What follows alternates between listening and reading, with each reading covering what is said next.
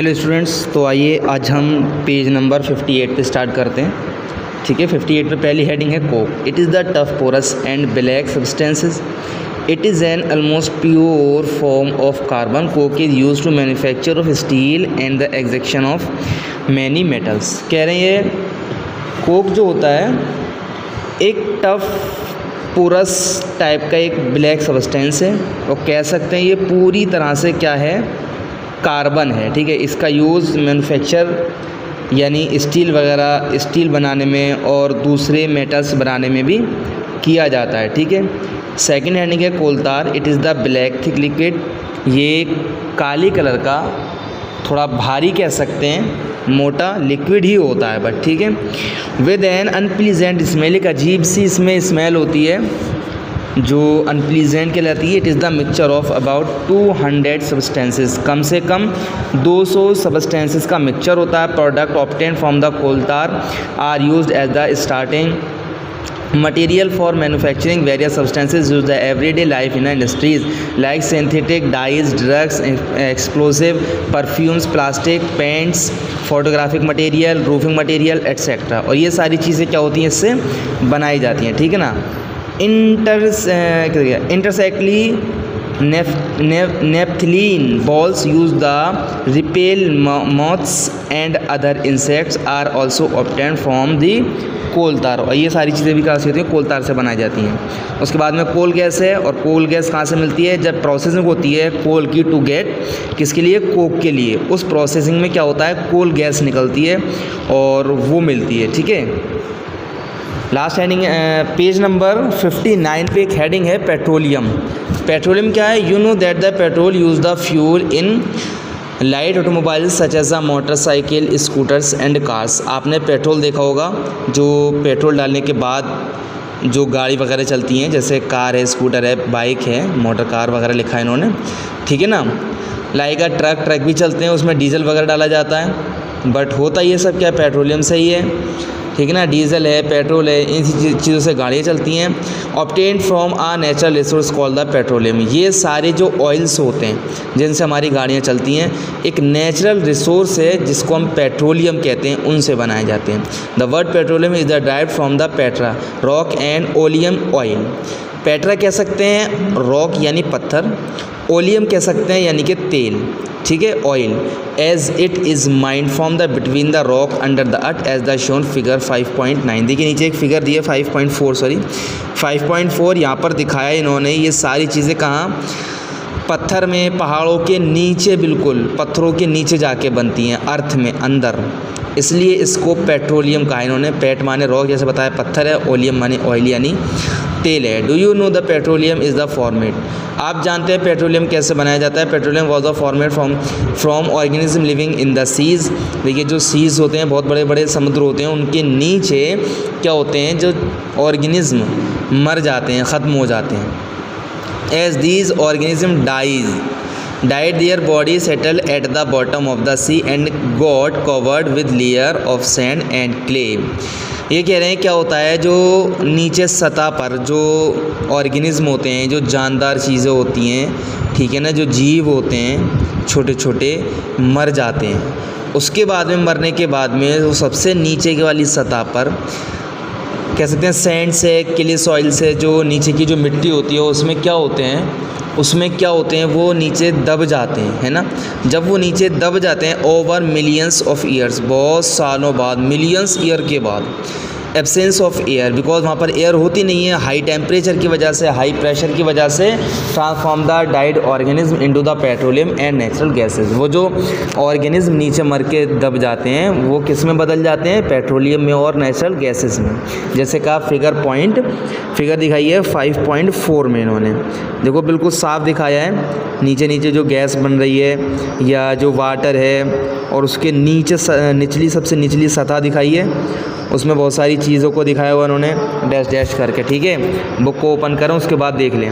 Heading है page number 59 पर, refining the petroleum. Refining petroleum का मतलब है जब पेट्रोलियम निकाल लिया जाता है तो डायरेक्टली वो उठा के किसी भी गाड़ी में या किसी भी इंजन में उस ऑयल को नहीं डाला जाता है, ठीक है ना। उसको रिफ़ाइन किया जाता है, साफ़ किया जाता है, प्योर किया जाता है। उसमें से बहुत सारे जैसे कह सकते हैं पेट्रोल है या जो डीजल है, ठीक है ना। देखो इन्होंने लिखा है petroleum as a dark oily liquid. Petroleum जो होता है एक डार्क ऑयली लिक्विड है। It is an unpleasant order.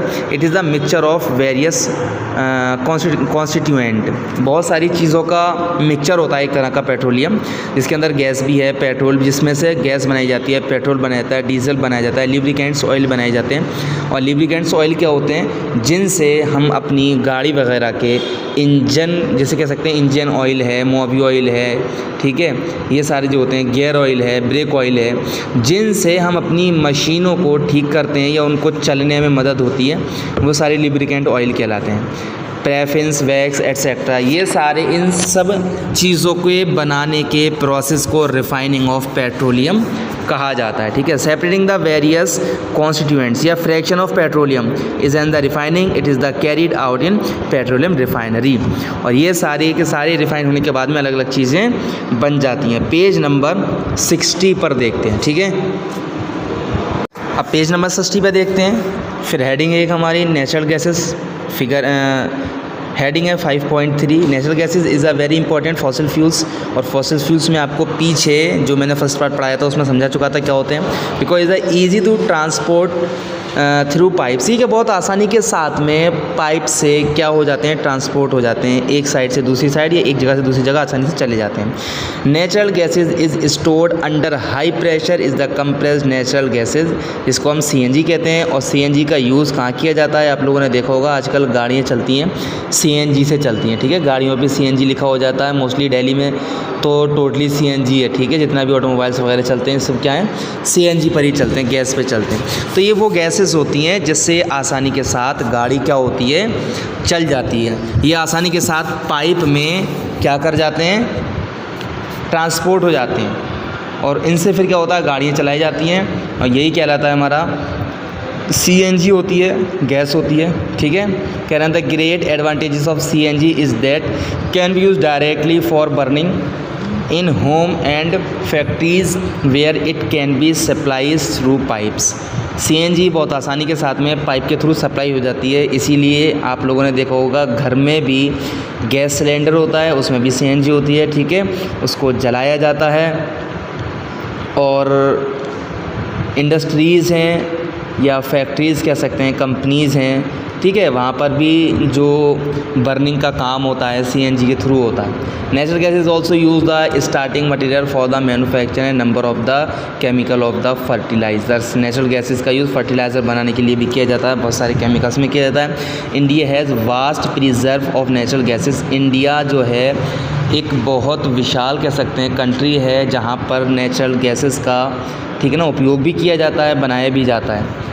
और कह रहे हैं in our country natural gases has been found in Tripura. हमारी कंट्री के अंदर जो मोस्टली नेचुरल गैसेस बनाई जाती हैं या निकाली जाती है कह सकते हैं, कहाँ पर है, त्रिपुरा में है, राजस्थान में है, महाराष्ट्र में है, इन द कृष्णा गोदावरी और डेल्टा, ठीक है। कृष्णा गोदावरी और डेल्टा वंश जो होते हैं कह सकते हैं, ठीक है, वहाँ पर भी होता है। पेज नंबर 61 तक कंप्लीट हो चुका है, ठीक है।